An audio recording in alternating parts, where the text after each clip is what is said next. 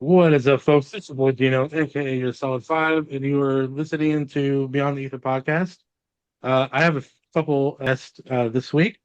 I have Brandon Christensen and also Jessica Clement. Um, you guys both did a movie recently called Night of the Reaper.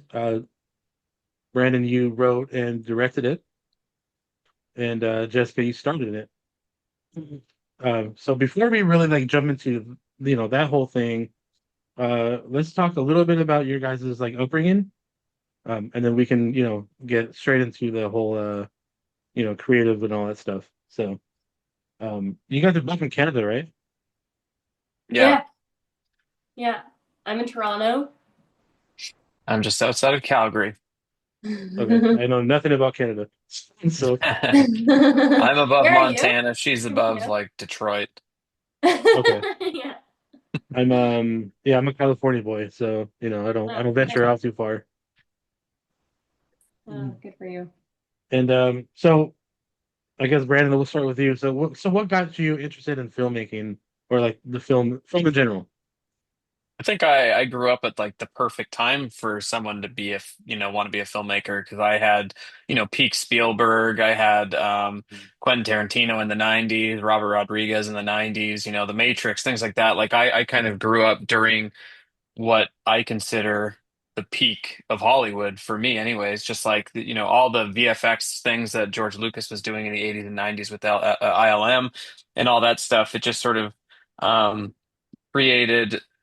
I think it created a ton of filmmakers, and that's why there's so many of us now. It's just we came up in a time when there was just so much excitement and evolution in the space that it was kind of hard not to want to. And then, when video cameras and stuff become very affordable for anyone, a lot of us got our hands on them pretty young, and we were just able to kind of, you know, make stuff on our own when we were kids. And Jessica, what about you? I was forced into it.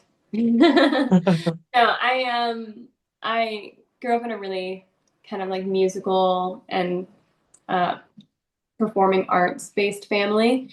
And so I did a lot of like musical theater and stuff. And then I got an agent expecting to do just like professional musical theater. And instead, I kind of got like just brought into the film world without really realizing what it was. And Okay. that was 25 years ago. So I like it now. So kind of hit the floor running, right? Yeah, it was fun. Yeah. Yeah, I kind of read about you just a little bit. So you started out in the well, obviously the theater, but Aquarius Summer Intensive, is that what it's called?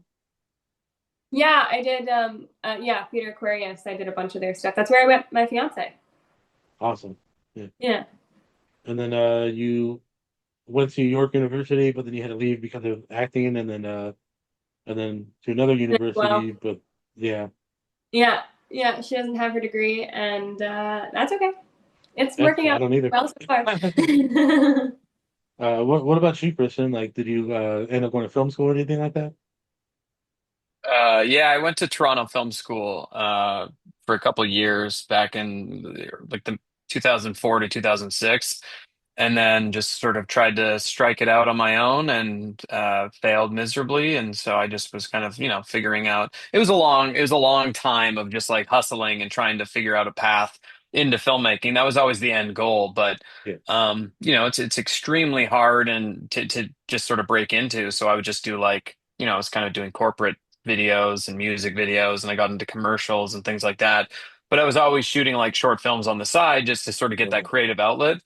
Um, and yeah, just sort of, it was just a matter of time because I've always been driven to make movies, but it just, it wasn't an overnight thing. It took like 20 or 10 years professionally to get into my first feature. And now I've been doing it for like 20 total years and 10 in films. And it's, it's a long journey and just a lot of sort of brick by brick kind of, building it up. Yeah, I feel like entertainment in general is kind of like that, right? Where it's like you're Hmm. extremely lucky if you hit a home run in your first like project or whatever.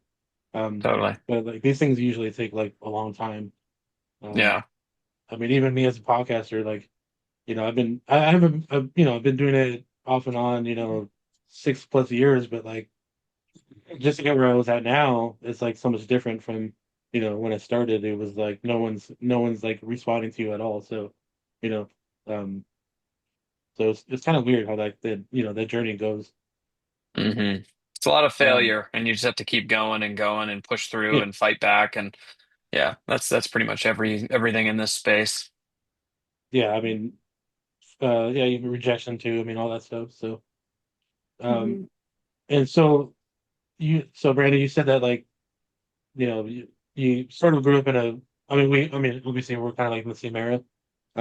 So those are the films that inspired you, like The Matrix and all that stuff.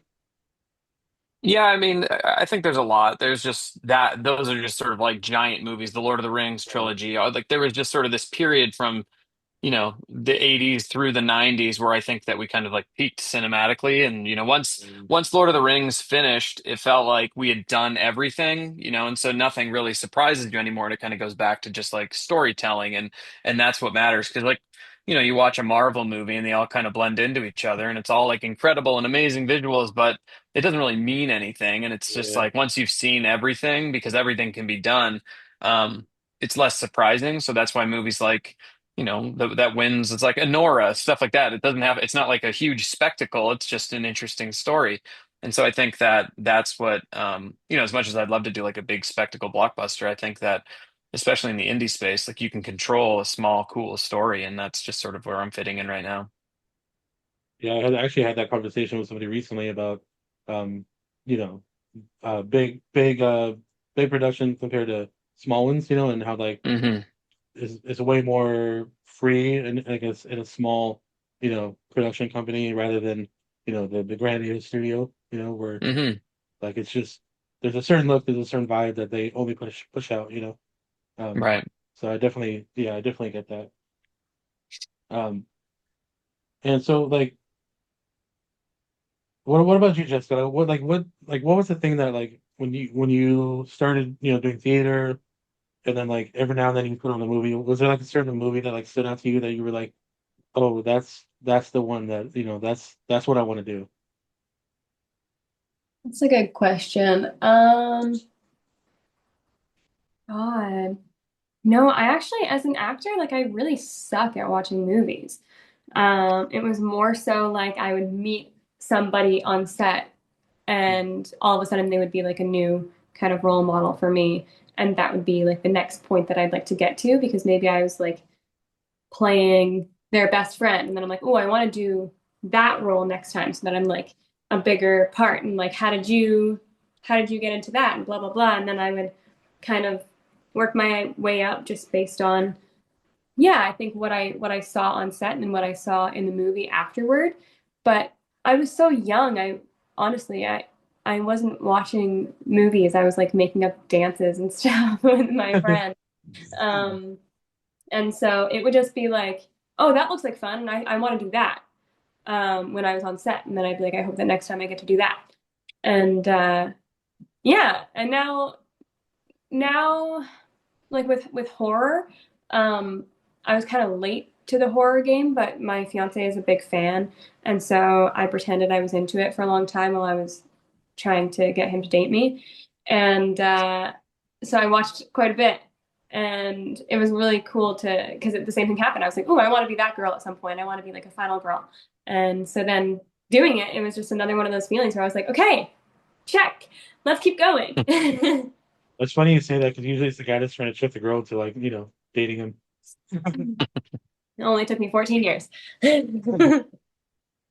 Um, so Brandon, you're obviously a horror fan. I mean, I'm assuming you are. Was Hmm. there like any directors or like especially or franchises or anything that like really stuck out to you? Yeah, I mean, I love Friday the 13th growing up, like just there was always just a thing with my friends when we were growing up, just trying to find something to get scared by. So you'd go to the local video store and you'd be like, "Hey, what's the scariest movie you have?" And then they would be like, "Oh, it's this." And you'd rent it and you'd just be like, "Ah, that wasn't scary." And so you're like trying to find your own thing. And it's almost like you're Yeah, chasing the dragon a little bit. You're just, once you find something scary, you're like, "Okay, I got to do that again."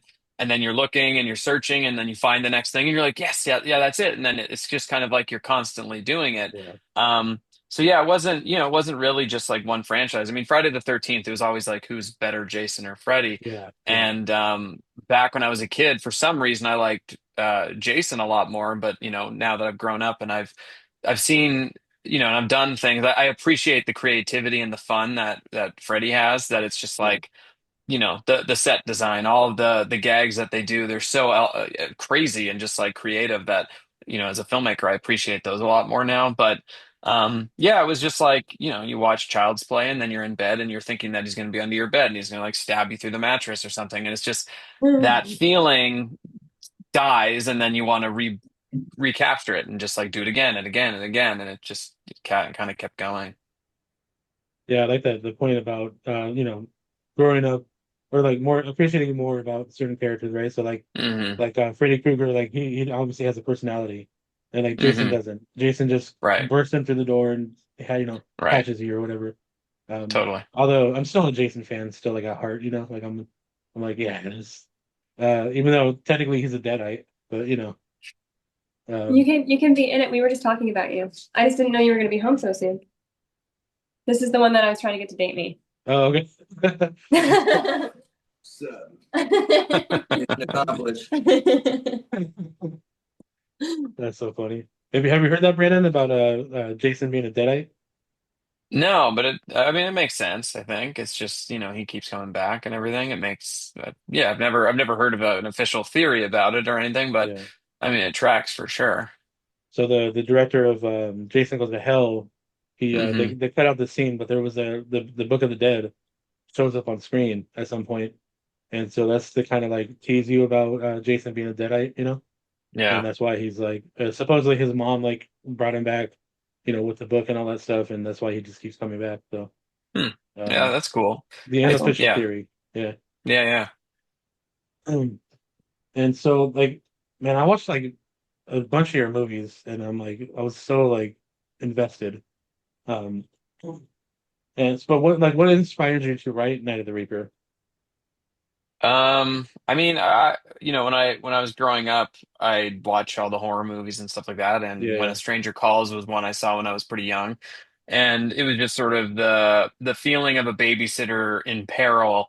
I babysat when I was a teenager, and so I've lived through the feeling of watching stranger kids, and like you're in a strange house, you don't know the noises of the house and stuff like that. So I think that that's just like a great opportunity for creating dread in a scenario. It's because it's like, you're a stranger, you're young, you're like mhm. 14 or 15 in charge of someone else's kids. Like that's so absurd to me. But and once I got into making films and stuff like that, like you're always trying to figure out, okay, well, what do I want to do? And my first few movies, they were kind of based off of things like being a dad and like parenthood and kid Yeah, stuff. And you're just like, it takes 2 years to make a movie yeah, in general. So it's like you only have so many bites of the apple. And I've always just sort of in the back of my head wanted to do something about babysitting. And so this was kind of just the way that we found it was just kind of the one that we discovered and put together. And it's just it's not just a babysitter film, but it's that's definitely kind of like the selling point of it. And that's what yeah, kind of excited me going into it, was just like, okay, let's do Babysitter in Peril. That's a lot of fun and tense as yeah, hell.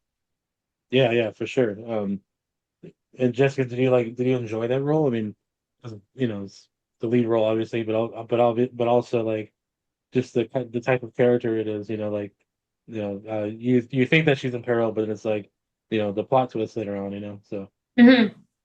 Oh yeah, that's why I took it.